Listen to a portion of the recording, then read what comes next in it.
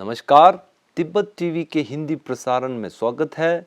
Tibet TV के साप्ताहिक हिंदी समाचार में हम दर्शकों को परम पावन दलाई लामा, वर्तमान तिब्बत के परिस्थिति, निर्वासन में तिब्बत तथा विश्वव्यापी तिब्बती आंदोलन के संदर्भ में जानकारी प्रस्तुत करते हैं। आपके साथ मैं हूं तेंजिन पेलजोर। आगे देखिए इस सप्ताह के प्रमुख समाचार।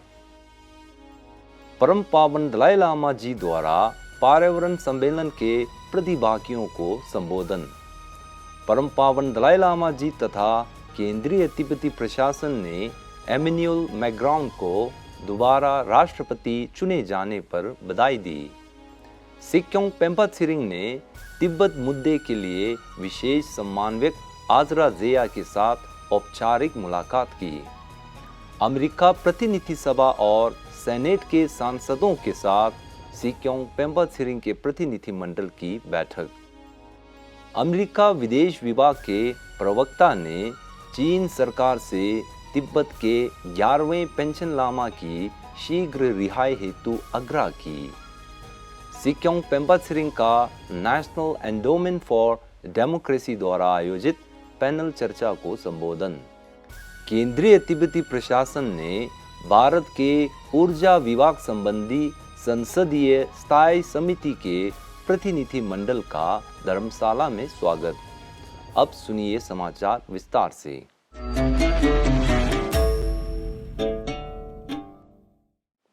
विश्व पृथ्वी दिवस पर परम पावन दलाई लामा जी ने धर्मशाला स्थित अपने आवास से पर्यावरण संरक्षण के संदर्भ में आयोजित हमारे भविष्य के लिए संवाद में भाग लेने वाले प्रतिभागियों को संबोधित किया था।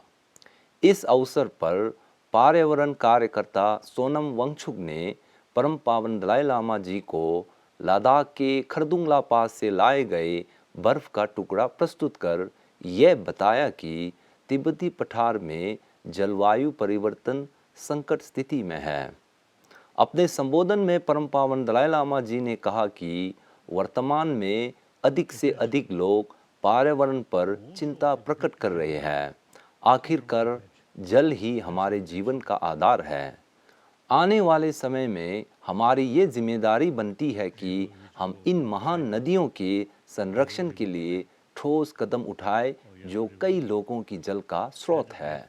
मैंने अपने जीवन काल में तिब्बत की बर्फबारी में गिरावट देखी है और उसके परिणाम स्वरूप नदियों की मात्रा में भी कमी देखी है। अतीत में हमने पानी को हल्के में लिया था, अब हमें जल की स्रोतों को संरक्षित करने में अधिक ध्यान देने की जरूरत है। यह हमारी जिम्मेदारी बनती है कि आने वाले पीढ़ियों को भी स्वच्छ जल का आनंद ले सके। यदि हम प्रयास नहीं करते हैं तो हमारी दुनिया रेगिस्तान में बदलने की खतरा हो सकता है। यह संवाद बैठक तिब्बत नीति संस्थान, यूरेक रिसर्च, चेक तिब्बत समर्थक तथा इंटरनेशनल कैंपेन फॉर तिब्बत द्वारा 3 दिनों के लिए धर्मशाला में आयोजित किया गया था। इसी 25 अप्रैल 2022 को परम पावन दलाई लामा जी ने फ्रांस के राष्ट्रपति मैक्रोन को एक पत्र भेजकर उन्हें दोबारा राष्ट्रपति चुने जाने पर बधाई दी। अपने संदेश में परम पावन दलाई लामा जी ने कहा कि यह तिब्बती लोगों का सौभाग्य रहा है कि हमें प्राचीन बौद्ध संस्कृति जैसे शांति, अहिंसा तथा करुणा की संरक्षण तथा संवर्धन में फ्रांस की नेताओं तथा लोगों का प्रोत्साहन और मैत्री प्राप्त हुआ है। मैं तिब्बती भाइयों और बहनों की ओर से आपको आभार प्रकट करता हूँ। इसी प्रकार केंद्रीय तिब्बती प्रशासन के सिक्योंग पेम्पा त्सिरिंग, निर्वासित तिब्बती संसद के अध्यक्ष खेम्पो सोनम तेम्पेल तथा DIIR के काल्युन नोर्जिन डोल्मा ने केंद्रीय तिब्बती प्रशासन और तिब्बती लोगों की ओर से एमेन्युअल मैक्रोन को दोबारा फ्रांस के राष्ट्रपति चुने जाने पर बधाई दी है। एक अन्य शुभकामनाएं संदेश में परम पावन दलाई लामा जी ने तिमोर लेत्से के नवनिर्वाचित राष्ट्रपति जोस रामोस होर्ता को बधाई दी। परम पावन दलाई लामा जी की तरह जोस रामोस होर्ता को भी नोबेल शांति पुरस्कार से सम्मानित किया गया है। गत 21 अप्रैल 2022 से केंद्रीय तिब्बती प्रशासन के सिक्योंग पेम्बा त्सरिंग 20 दिनों के लिए जर्मनी, अमेरिका और कनाडा का आधिकारिक यात्रा कर रहे हैं। अपनी जर्मनी यात्रा के दौरान उन्होंने तिब्बती समुदाय को संबोधित किया था। 25 अप्रैल को अमेरिका आगमन पर सिक्योंग पेम्बा त्सरिंग ने अमेरिका सरकार के तिब्बती मुद्दे के लिए विशेष समन्वयक आजरा ज़ेया के साथ शिष्टाचार भेंट की। यह दिन 11वें पेंशन लामा गेंदिन छुकी नीमा के 33वें जन्मदिन थे, इसलिए सिक्योंग के साथ प्रतिनिधि मंडल में तिब्बत कार्यालय के प्रतिनिधि नामग्यल छोटुप तथा टाशी लिम्बो मठ के मठाधीश जिकेप रिम्पोचे शामिल थे। बैठक के दौरान सिक्योंग पेम्बा त्सरिंग ने चीन तिब्बत संघर्ष को वार्ता के द्वारा समाधान हेतु संयुक्त प्रयासों से कार्य करने की चर्चा की। उन्होंने कहा कि हम मध्यम मार्ग दृष्टिकोण के प्रति प्रतिबद्ध हैं। इस अवसर पर जिकेप रिम्पोचे ने विशेष समन्वयक को चीन तिब्बत संघर्ष की शीघ्र समाधान तथा परम पावन दलाई लामा जी के तिब्बत वापसी की अपील की। विशेष रूप से विधेयक HR 1646 को अमल करने की मांग की, जिसमें अमेरिकी राजदूत को तिब्बती अफांद बालक पेंशन लामा से मुलाकात करना और उन्हें धार्मिक अधिकार पुरस्कार प्रदान कर मान्यता देने की प्रावधान है। इसी प्रकार वाशिंगटन तिब्बत कार्यालय, इंटरनेशनल कैंपेन फॉर तिब्बत तथा कैपिटल इलाके के तिब्बती संगठनों के संयुक्त तत्वाधान में 11वें पेंशन लामा गेंदिन छुकी नीमा के जन्मदिन पर एक आधिकारिक समारोह आयोजित किया गया था। इस समारोह में विशेष रूप से 11वें पेंशन लामा की तलाश समिति के सदस्य आज्ञा रिम्पोचे, सांसद इलिना रोस लेटिनन, नूरू टर्किल, पूर्व राजदूत कैली कुरी, स्कॉट बसबी एवं सोफी रिचर्डसन शामिल थे। साथ ही अमेरिका के इस यात्रा में सिक्योंग ने अमेरिका स्थित विभिन्न दूतावास के राजदूत के साथ भी मुलाकात की। इस शुभ अवसर को विश्व भर में रह रहे तिब्बतियों तथा तिब्बत समर्थकों ने 11वें पेंशन लामा जी की शीघ्र रिहाई हेतु कामना करते हुए जन्मदिन मनाई गई थी। इसी प्रकार अमेरिका प्रतिनिधि सभा के अध्यक्ष नैन्सी पेलोसी के आमंत्रण पर सिक्योंग पेम्बा त्सरिंग के नेतृत्व में केंद्रीय तिब्बती प्रशासन के प्रतिनिधि मंडल ने वाशिंगटन में तिब्बत हिमायत अभियान के तहत अमेरिका प्रतिनिधि सभा तथा सेनेट के सांसद सदस्यों के साथ मुलाकात की। 28 अप्रैल को सिक्योंग पेम्बा त्सरिंग ने अध्यक्ष Nancy Pelosi, congressman Michael McCaul, congressman Jim McGovern तथा सेनेटर जेम्स ई रिच के साथ चर्चा की। केंद्रीय तिब्बती प्रशासन के प्रतिनिधि मंडल में विशेष रूप से इंटरनेशनल कैंपेन फॉर तिब्बत के गवर्निंग बॉडी के अध्यक्ष एवं हॉलीवुड के मशहूर अभिनेता रिचर्ड गेरी शामिल थे।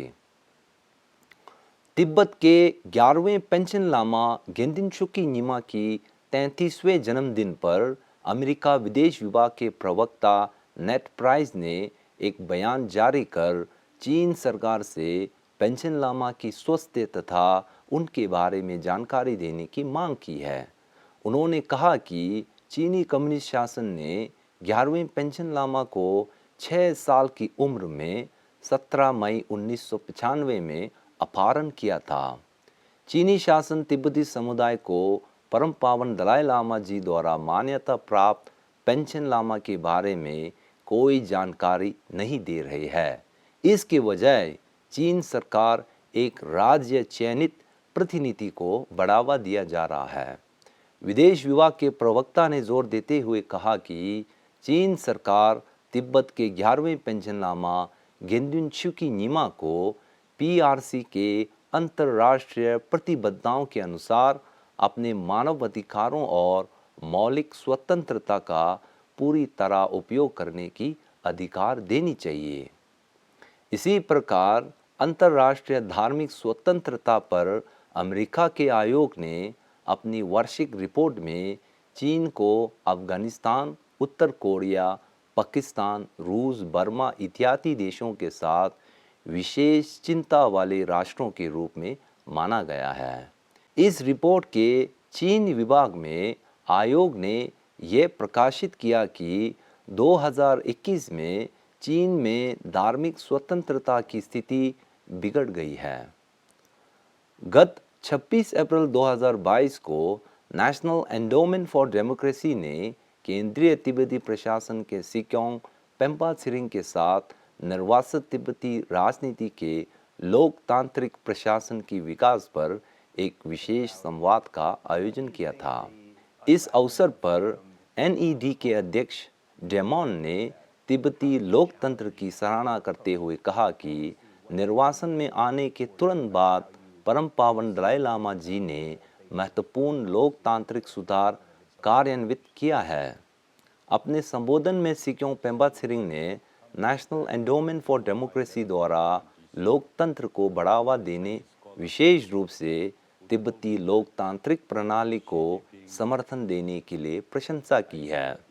इस दौरान उन्होंने परम पावन दलाई लामा जी के दूरदर्शी नेतृत्व में तिब्बती लोकतंत्र के विकास पर संक्षिप्त जानकारी दी। उन्होंने कहा कि चीन द्वारा निर्वासन में तिब्बती समुदाय को विभाजित करने की गुप्त हस्तक्षेप के बावजूद प्रत्येक तिब्बती लोगों का तिब्बत मुद्दे के प्रति प्रतिबद्धता मजबूत और एकजुट है। भारत के ऊर्जा विभाग संबंधित संसदीय स्थायी समिति के 15 सदस्यीय प्रतिनिधि मंडल ने धर्मशाला का दौरा किया है। इस दौरान प्रतिनिधि मंडल का केंद्रीय तिब्बती प्रशासन के मुख्यालय तथा निर्वासित तिब्बती संसद में अध्यक्ष खेम्पो सोनम तेम्पेल तथा तिब्बती संसदीय स्थायी समिति ने हार्दिक स्वागत किया था। संसदीय प्रतिनिधि मंडल के धर्मशाला यात्रा की स्वागत में काशाक ने तिब्बती कला संस्थान अर्थात टीपा में सांस्कृतिक कार्यक्रम तथा रात्रि भोज का आयोजन किया था। अपने संबोधन में कार्यवाहक सिक्योंग डोल्मा यारी ने भारत सरकार तथा जनता द्वारा पिछले 60 वर्षों से अधिक समय के लिए निर्वासन में तिब्बतियों तथा तिब्बत मुद्दे के प्रति समर्थन देने के लिए आभार प्रकट की। इसी के साथ आज का खबर यही समाप्त होती है। अगले हफ्ते हम फिर मिलेंगे। मुझे दीजिए आज्ञा। नमस्कार।